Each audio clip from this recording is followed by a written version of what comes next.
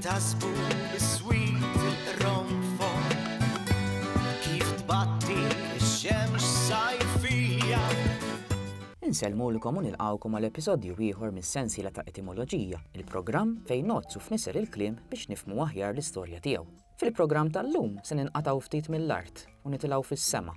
Fl-ewwel parti tal-programm, Joseph Caruana se jkellimna dwar il-kelma influenza u r-rabta diretta li nsibu bejn il-marda u l-istudju astroloġiku. Fit-tieni parti tal-programm, Bradley Kakija se jitkellem dwar l-espressjoni taħt tal-qamar li bħal kelma influenza ukoll tintrabat ma' marda u tixet twemmin partikolari ta' niesna li l-qamar jista' jinfluwenza saħħet il-bniedem. Tajjeb li ngħidu li dan it-twemmin imur lura għal sekli sħaħ, imma etimoloġikament nistgħu nagħtu spjegazzjoni għal kliem li se nitkellmu dwaru llum. Matul iż-żmien, il-kwiekeb ġarrew magħhom diversi twemminiet jew superstizzjonijiet, anke fil-kultura lokali. Kien hemm min jemmen li jekk kewba fis-sema tkun ħamranija tkun qed tħabbar risq ħażin. Infatti, għandna l-qawl superstizzjuż, kewba ħamranar, del ħażin. Missirijietna kienu jemmnu wkoll li kwiekeb itebtbu b'qawwa huma sinonimi ma' ħafna riħ, waqt li kwiekeb kbar se jġibu x-xita. U xi ngħidu wkoll għal min jemmen fl-istilel u fil-bosta interpretazzjonijiet karatterjali li possibilment iħallu. Intom temmnu fihom? Veru li nies li twildu taħt silla partikolari jaqsmu karatteristiċi simili? Din ir-risposta m'iniex kapaċi nweġibha. Iżda żgur li hawn min jemmen li l-isfortuna kbira li taqa' fuq persuna tista' tkun attribwita lill-istilla ħażina li tkun twildet fiha. Infatti, li tkun twelid taħt stilla ħażina għadna nużawha bħala espressjoni idjomatika sal-lum biex turi x-xorti ħażina ta' dak li jkun. U la qed nitkellmu fuq l-istilel tajjeb insemmu ftit iż-żodjaku u l-ismijiet bil-Malti li writna minn missirijietna. Il-Watt li bl-Ingliż huwa l-Billy Goat jiġi Aries, it-Tawr huwa Taurus, waqt li it-Tewmin huma Gemini. Insibu wkoll il-Qabru li bl-Ingliż jiġi Cancer, id-Durbis li jiġi Leo, l-Odra li hija marbuta mal-verb Ader jiġi Virgo, il-Miżien Libra, l-Aqreb li hija l-kelma semitika l-Skorpjun huwa Skorpjo, il-Qaws Sagittarius, il-Kibx li jiġi r-raġel tan-Naġa huwa Capricorn, iż-Żir Aquarius, waqt li l-Ħut Pisces. Tlaqna nisimgħu lil Joseph Caruana ikellimna dwar il-kelma influenza u niskopru r-rabta tagħha mal-kwiekeb. Bis-swit il-ronfon kif tbatti x-xemx sajfija. Daqet moda.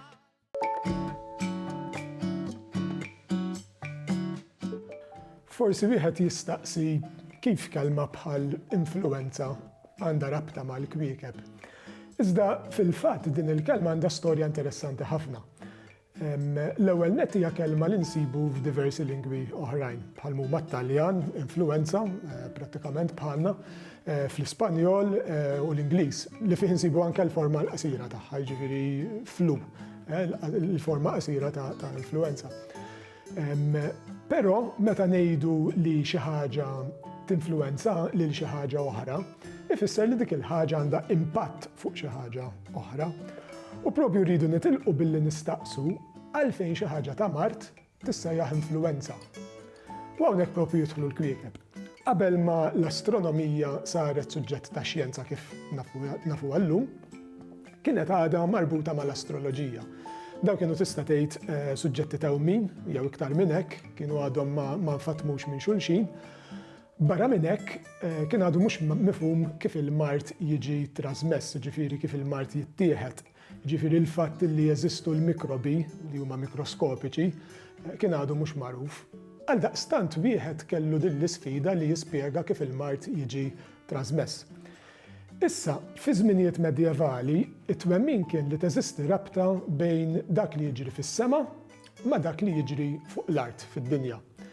Dik kienet idea li tista' tgħid nibtet minn Aristotele li ħadda il-ħsieb illi il-kawża tal-ġenerazzjoni u tmermir fuq l-art kienet propju il-bidliet li jseħħu fis-sema. Jiġifieri bidliet li jseħħu fis-sema jikkawżaw il-ġenerazzjoni u tmermir fuq l-art.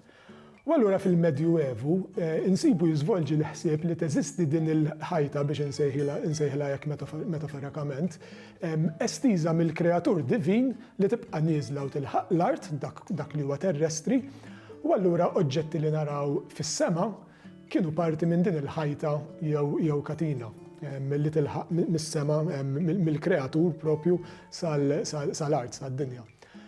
Għaldaqstant, ċerti oġġetti fis-sema kienu maħsubin li jista' jkollhom effett fuqna, anke fi kwistjonijiet ta' Mart. Per eżempju, l-pożizzjonijiet tal-pjaneti u l-allinjament tagħhom seta' kellu impatt dirett fuq is-saħħa tal-bniedem kien maħsub. Naturalment illum il-ġurnata nafu li da xejn mhu minnu. Meta kienet faqqa xi epidemija, di kienet tiġi attribwita lill-influenza tal-oġġetti fis-sema. Fil-Latin il-kelma hija influenzja. U din kelma weħlet tant li llum il-ġurnata meta wieħed ilaqqat xi virus ngħidu għandu l-influenza. Oriġinarjament di kienet maħsuba li l-influenza ta' oġġetti fis-sema.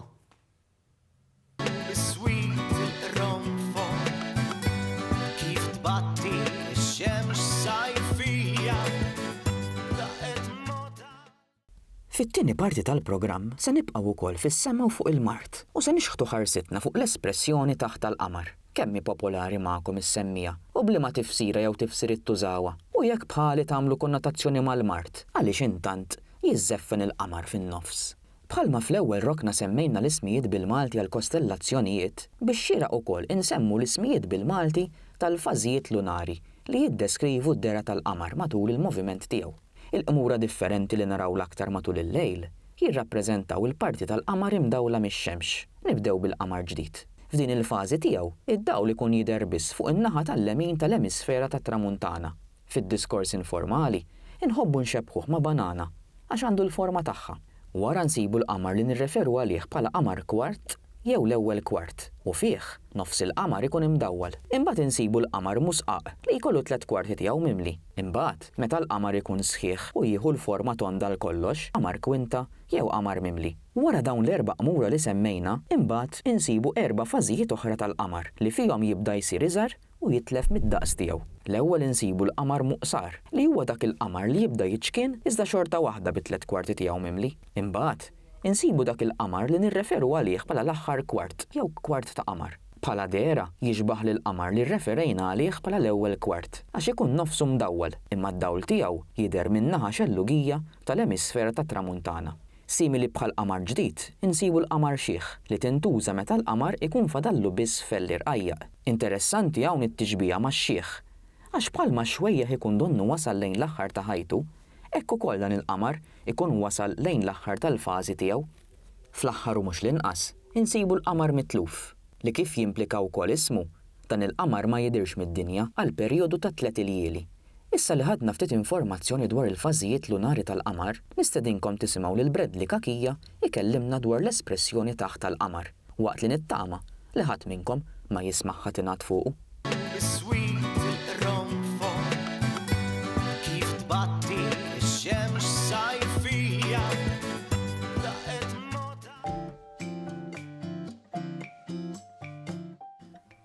L-espressjoni taħt tal-qamar oriġinarjament kienet tirreferi għal xi ħadd li esperjenza epilessija.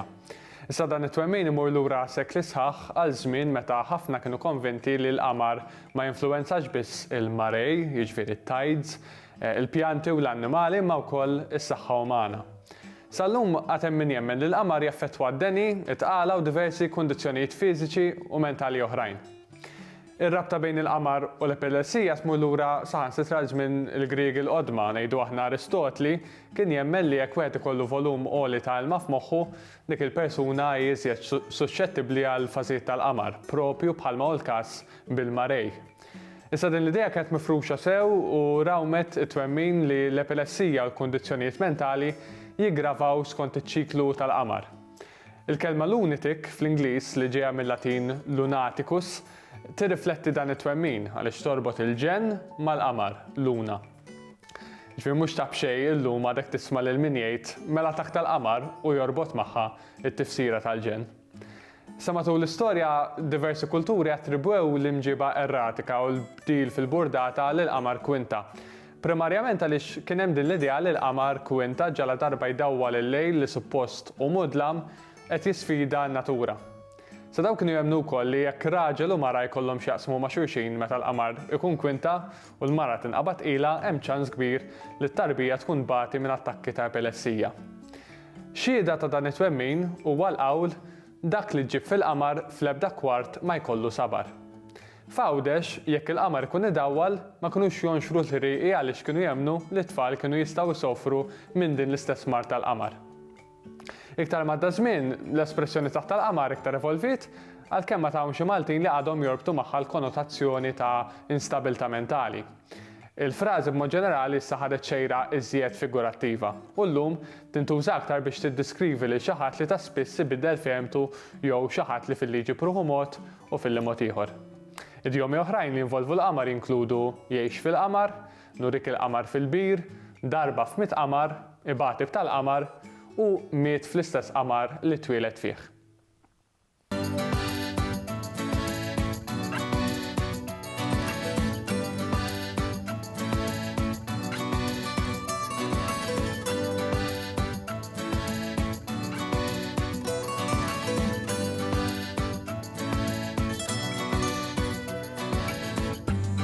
Jintasbu